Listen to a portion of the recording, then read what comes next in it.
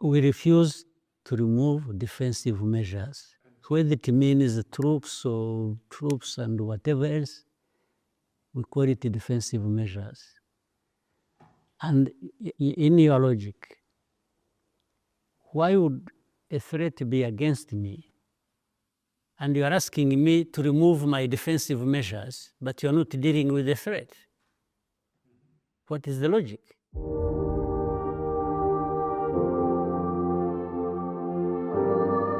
When we observe from the outside, and in the period of pressure, of sanctions, of criticism that your country has been subjected to for some time, can we speak of an ongoing process of diplomatic isolation of Rwanda? There are many ways of looking at it, but for those who want to look at it that way, I can't stop them. The way this conflict started, it was not started by Rwanda. It did not originate from Rwanda.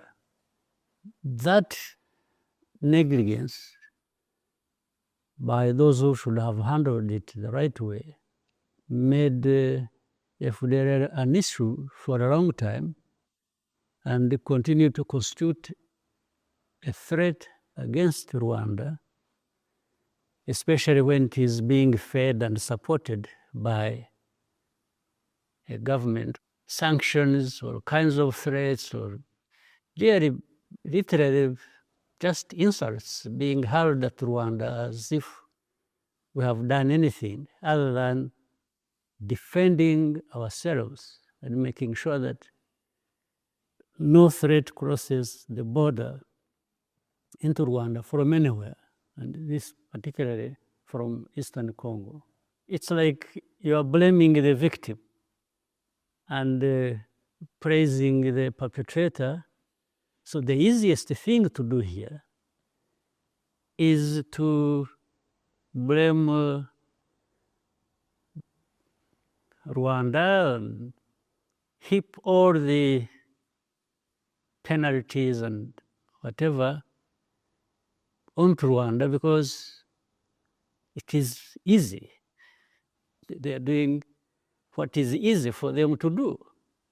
The blame, the sanctions, the threats of anything else, it's easy.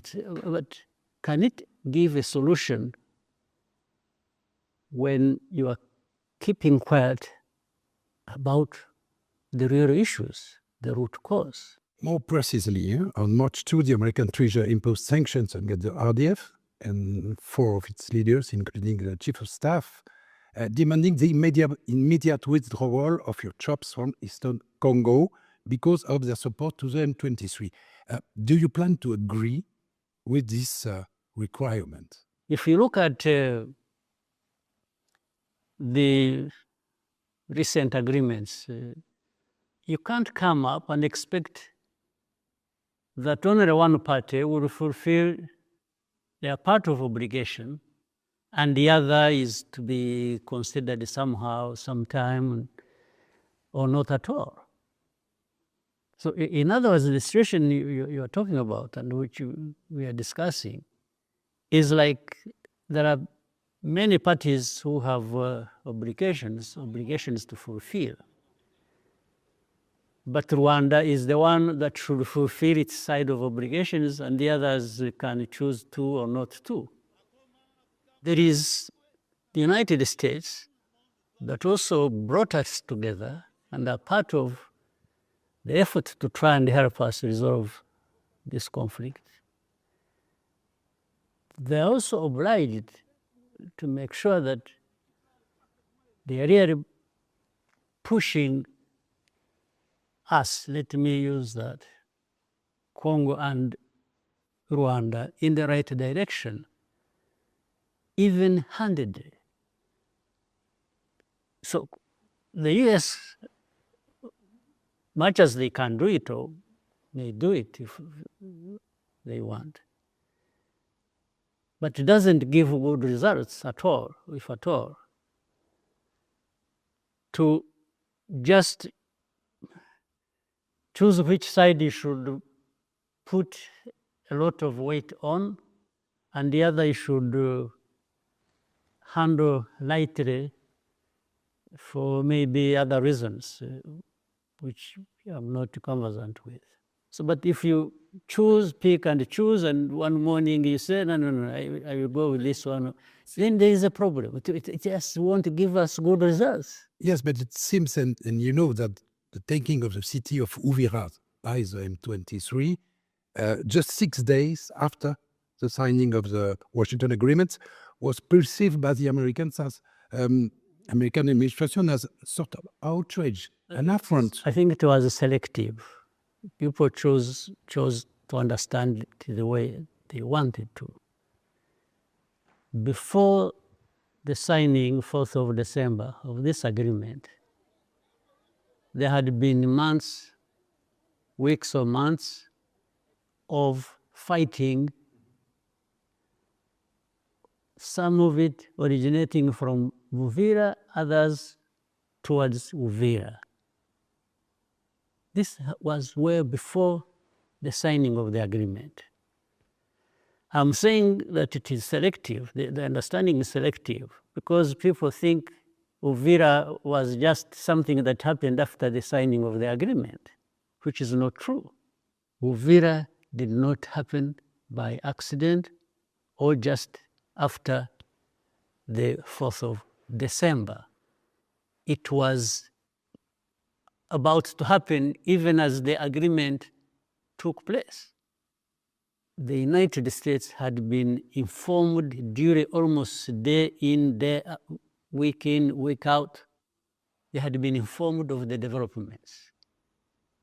So it couldn't be that therefore Uvira just happened after the 4th of December in defiance or in ignoring the signing of the agreement. That's not true. But of course, again, as I said, being selective and people just doing whatever they want. There are some people in the whole process who will choose that to get to another level or to achieve a different kind of outcome as they wish. Mr. President, your ambassador in Washington declared, it was on January 22nd, and I quote, Rwanda does engage in security coordination with AFC M23. I state this clearly to build trust through transparency. Everyone interpreted this as an acknowledgement of the fact that your defensive measures really mean a presence of your troops on the ground in Eastern Congo. Do you agree with this interpretation? Yes, largely it makes sense. What ordinarily, what would anybody define defensive measures as? To do with the problems that are in Eastern Congo.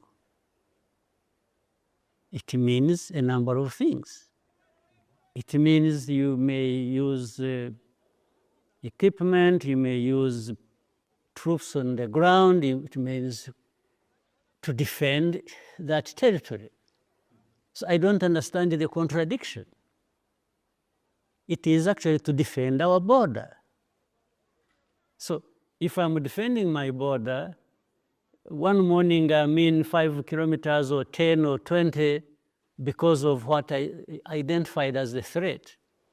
And in another week, they have pulled back, or in another week, if there was an equipment to deal with the matter that is threatening you, so there is no contradiction.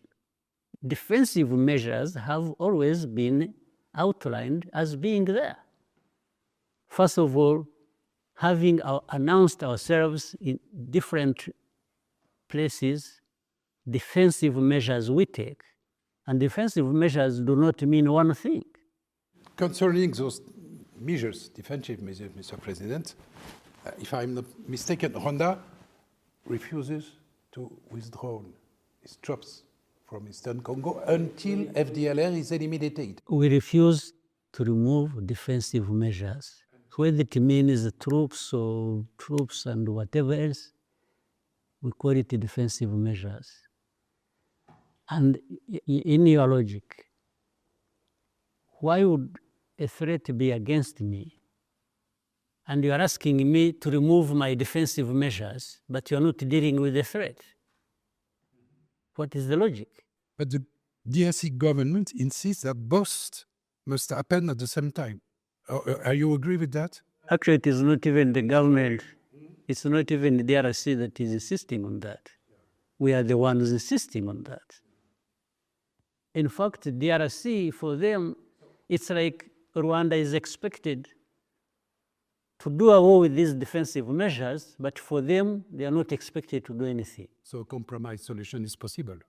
I would imagine so. Yes. And in fact, the compromise position is already indicated in many of these agreements we have had, including the one of Washington, D.C. But the previous ones have never been respected by DRC. About Mr. Tshisekedi, during the signing of the Washington Accords last December, there was pictures, medias, and your body language and that of President Tshisekedi clearly demonstrated that your relationship remains very strained. I didn't realize in my body language I was there. Look, this image. Yeah. The body language is clear. What? You are not happy. And President Tshisekedi is not happy. I didn't see anybody else smiling in that picture. So for me, I was listening. I was listening. Okay. Do you, for your part, think that you will ever be able to reach an understanding with Mr. Tshisekedi again? Maybe yes, maybe no. But I have no problem waiting until that happens or until we conclude that it won't happen. I'm comfortable with the status quo. The recent visit of Jean-Luc Abiyarimana in Kinshasa seems to have worried the Rwandese government.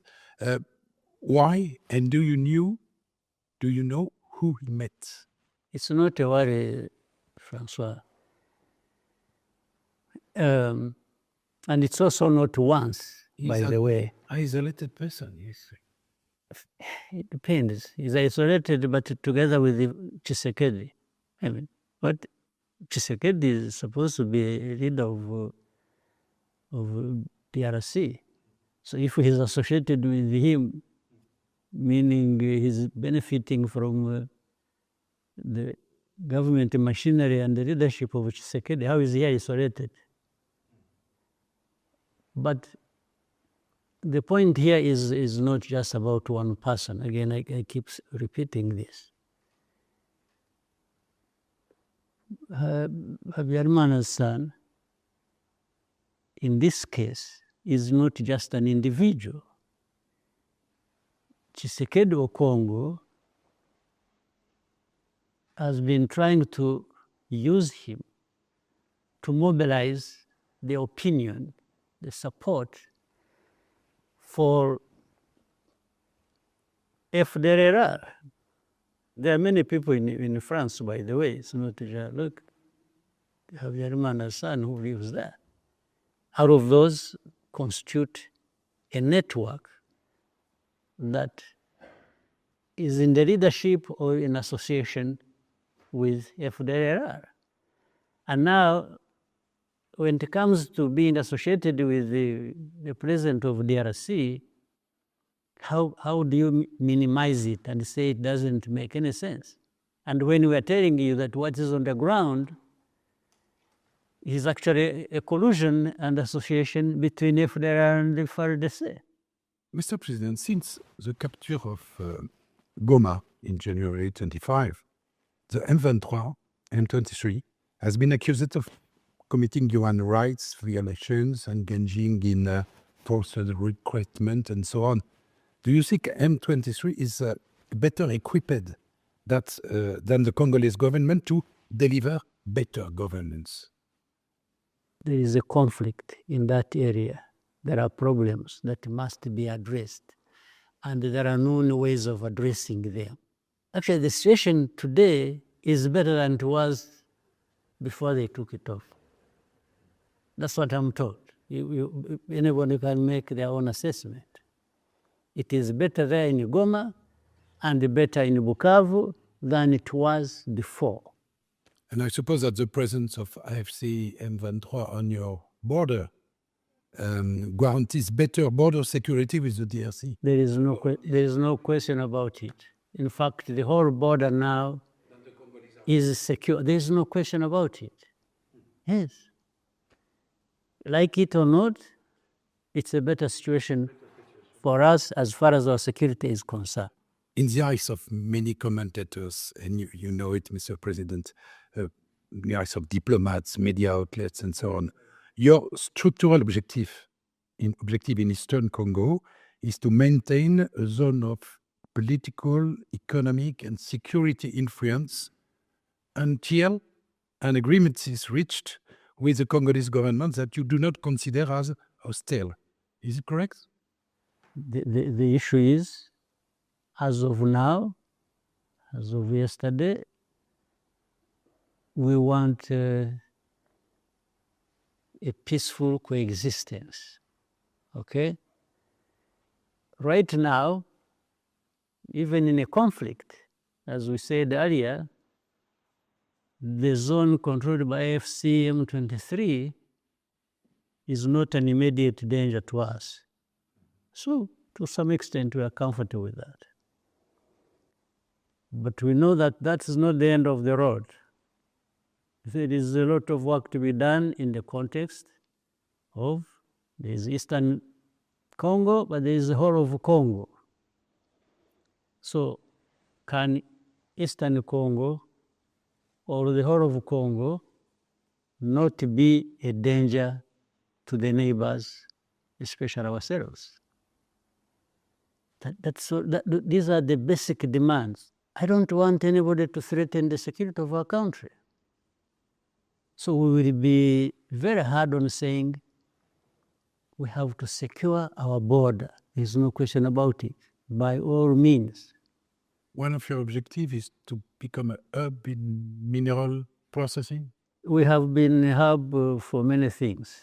There's a financial hub here, there's Regional. yes, regional hub. What is the problem? Why should this be an accusation against us? Why? By the way, because then they say, you see, they are there in the DRC because they want minerals. But are you aware that we have our own minerals here? You know? We have our own minerals here, and then minerals from outside are also welcome. It depends on the deal, so how you deal with it. The process of identifying the origin of these minerals, and so we are part of that. We can, certify everything that comes through here or that stays here. Mr. President, does the presence of former President Kabila in Goma indicate that he got a green light from your government? And how close is he to you and of the Rwandan authorities? I would be happy to ensure that those who want to come and be part of the Eastern Congo that belong there or belong to Congo and want to be part of the struggle to get a stable Congo, I would welcome them. It doesn't have to be Kabila, but we're talking about Kabila. Kabila made his own choice.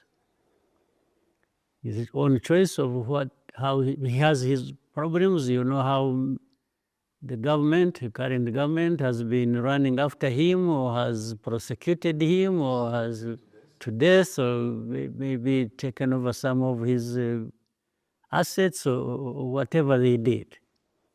So how does this person say he wants to confront this situation in his country and I refuse him passage? How? What sense would it make? Mr. President, your development model rests in part on your good international reputation. Won't the sanctions risk damaging this reputation? What should I be doing to keep my reputation and not risk sanctions? If I keep quiet, shall I actually keep the reputation? Because what is based on, what it was based on, is being destroyed. Maybe the sanctions have become just have become part of what threatens the stability of the country, our reputation, and so on and so forth. So these are difficult choices you have to make. But it is also clear, those who apply sanctions, they'll do what they want any day. You don't have to have done anything wrong. But because they are in the support of somebody who has done something wrong, who is doing something wrong, they will apply it. If it is based on interest, and they don't have interest in me, how am I going to stop that? They have interest somewhere else. So there's no way I can say, okay, please forgive me, don't apply sanctions. I don't know what I can do because I don't understand the basis of their sanctions. Your government, Mr. President, has raised the possibility of withdrawing troops from Mozambique if European aid to this mission is suspended. What is the European Union's response, and are you ready to carry out this threat? It's not a threat. It's just a reality. Having accepted and having taken there our troops and actually having done the best we could, and maybe that to an extent that can be determined by others, improved the situation a great deal.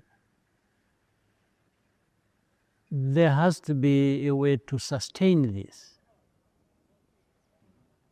I mean, we are not expected to be supportive of the effort in Mozambique or anywhere, and then we pay for it. So our presence there does not even depend on European Union, which was even giving a fraction of what we are actually spending. $20 million. Yeah, $20 million. But we are spending about 4 or 5 times that in running a force that is between maybe close about 5,000 plus the police force. No, we didn't ask for this 20 million before we even agreed to go and help Mozambique. And European Union, I don't know how they got confused about it, that they would be giving this money as a favor to us. No, actually it is a favor to Mozambique that we are helping. The companies there, operating there, Total, ExxonMobil, and others, and the government of Mozambique, whose assets these are, should figure out how to pay for the security they need. And comparing that amount of money to the volume of investment, it's very tiny. So now, do they need security or they don't? If they need security, they pay for it. If they don't need it, why would we even have to be there? The next day we should pack our bags and go. One last and personal question, Mr. President. Last June, how can I put it? You completely disappeared from public view for 3 weeks. 3 weeks? 3. Almost no one knew where you were, and many rumors circulated on social media and the press concerning your health, to the point that the government had to deny them officially. So, did that surprise you first? And doesn't it raise the question of whether a head of state has a right to privacy, whether his life belongs to him alone, and whether he must respond to the public's demands for transparency? Why is 3 weeks too much for not me personally, not being seen in the public? Why should it be too much?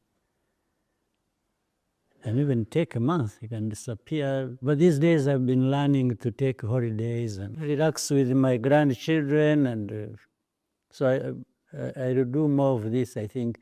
But let me tell you, if